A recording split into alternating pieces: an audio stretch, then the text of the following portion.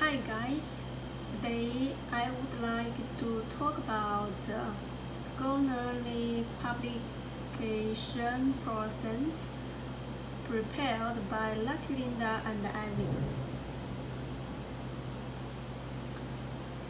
This is the process of the journal decision-making process.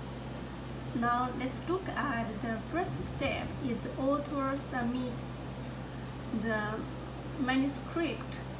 Then the journal editor screens manuscript. In case if the paper is good, so we'll go to the next step. If not, then some manuscripts are rejected before pre-review. For example, if the paper is good, then they will go to next step. Its manuscripts. It's pre-reviewed. After this step, then the journal editor or editorial board decided whether to publish or go to next step. Then author is informed of decision. In this decision-making process, typically after a paper is submitted to a journal, a journal editor screens the manuscripts and decides whether or not to send it for full peer review. Only after clearly the initial screening is the manuscripts sent to one or more peer reviewers. Finally, journal editors or the journal's editors board consider the peer reviewers' reports and make the final decision to accept or reject the manuscript for publication. So this is the full process of the entire decision making. Next, initial screening. One of the first items that editors will look at is the cover letter, and they may not get further than the cover letter if the study does not seem interesting enough. It means the cover letter is very important. It will make the publication want to receive and have a look, or they just directly reject. So we can check these questions before you do this submission. Does the manuscripts fit the journal's scope and aim? And will it be of interest to the readership? Is the manuscripts of minimal acceptable quality? Is the content and writing good enough to make it worth reviewing? Next question asked to ourselves, is the manuscript compliant with the journal's instructions for authors? Before we submit, so we have to look at these kinds of questions, and then we go to next step. Benefits of the initial screening. We should ask ourselves, because it is quite important.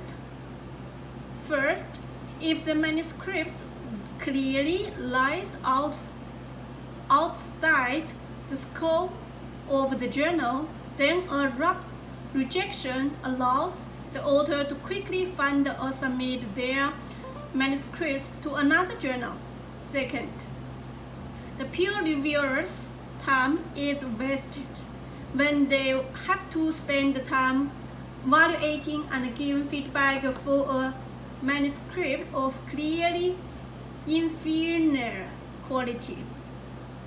So as we know, a lot of manuscript was rejected. Journal editors reject anywhere between 6% to 16% of submit manuscripts at the initial screening stage.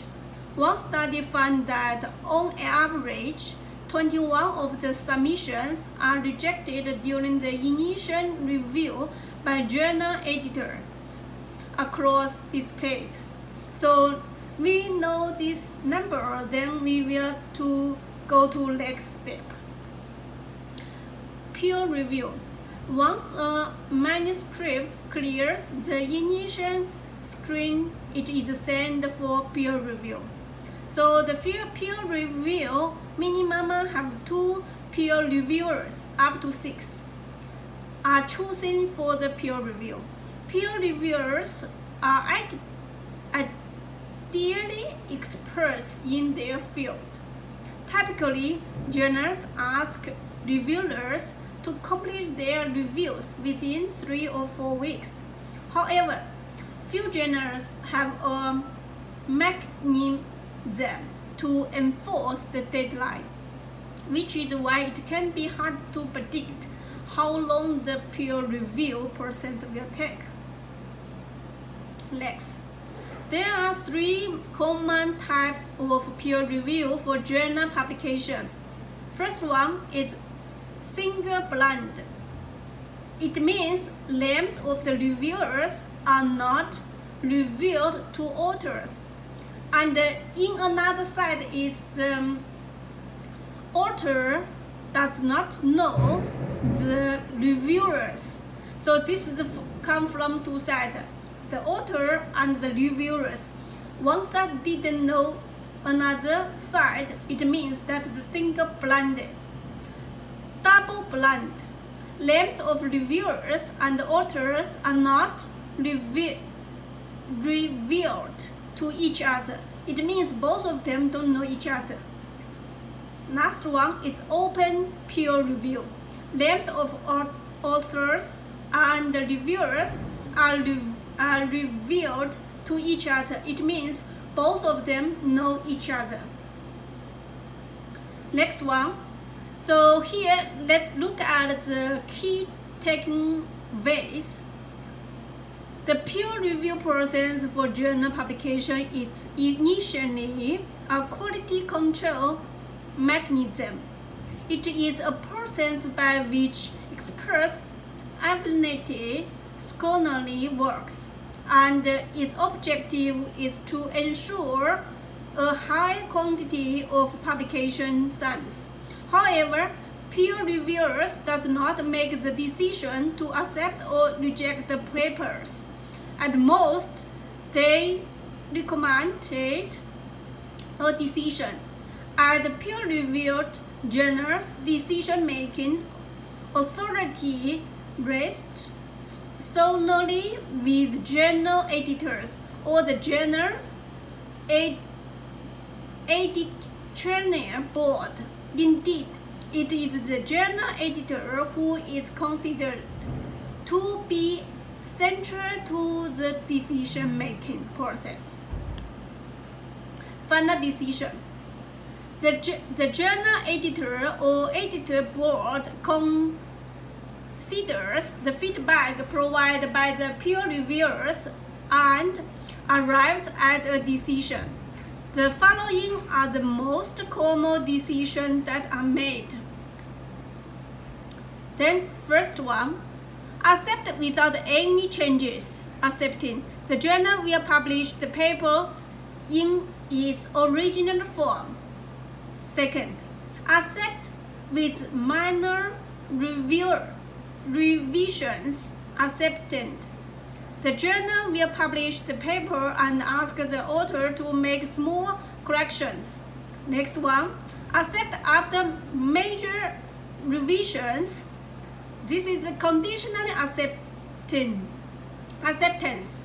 The journal will publish the paper provided the authors make the changes suggested by the reviewers and or editors.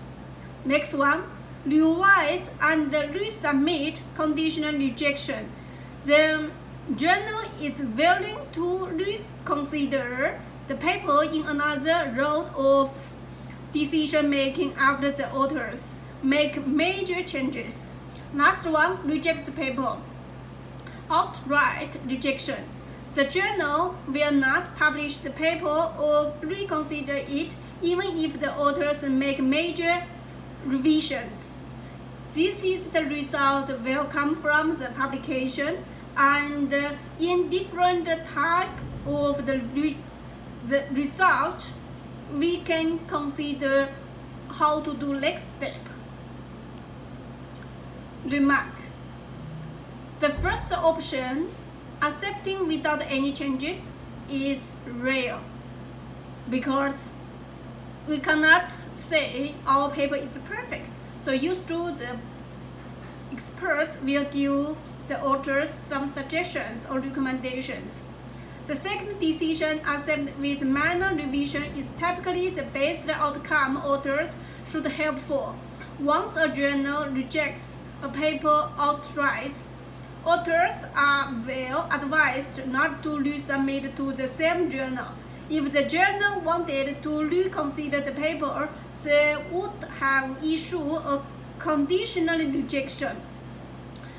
An outright rejection means that the journal thinks the paper will not meet its publication standards or interests even after heavy revision.